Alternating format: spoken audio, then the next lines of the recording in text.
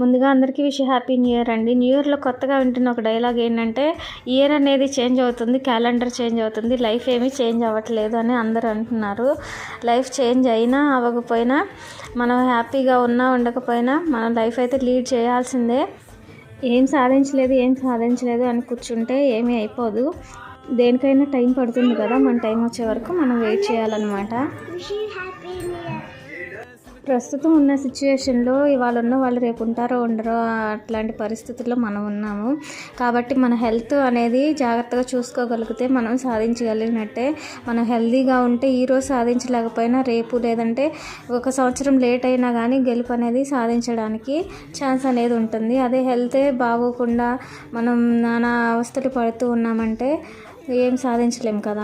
ఇవాళ మనల్ని అన్న వాళ్ళే రేపు మెచ్చుకునే రోజు కూడా రావచ్చు, కాకపోతే కొంచెం టైం పట్టొచ్చేమో. కాబట్టి బీ పాజిటివ్. రేపు అనేది ఉంటుంది అనే హోప్తోనే కదా మనం అలారం పెట్టుకొని పడుకొని తెల్లారి లెగుస్తున్నాము. అలాగే రేపు మనకి మంచి జరుగుతుంది అనే హోప్తోనే న్యూ ఇయర్ని అందరం స్టార్ట్ చేద్దాం. మేమైతే కేక్ ఏం కట్ చేయలేదు, ఇంటి ముందు సింపుల్గా ముగ్గేసేసుకొని ఇంట్లో పూజ చేసేసుకున్నాము. తర్వాత పిల్లలకి గోబీ ఫ్రైడ్ రైస్ అడిగితే చేసి పెట్టారనమాట. ఎందుకంటే గురువారం చికెన్ తిన్నాం కాబట్టి. గోబీ ఫ్రైడ్ రైస్ అయితే చాలా బాగా వచ్చింది, పిల్లలు కూడా చాలా ఇష్టంగా తిన్నారు. మా న్యూ ఇయర్ సెలబ్రేషన్స్ అయితే ఇలా జరిగాయి. మీరు ఎలా చేసుకున్నారు అనేది కామెంట్ సెక్షన్లో నాతో షేర్ చేసుకోండి. వన్స్ అగైన్ అందరికీ హ్యాపీ న్యూ ఇయర్. అందరూ బాగుండాలి, అందులో మనము ఉండాలి అని కోరుకుంటూ ముందుకు సాగిపోదాం.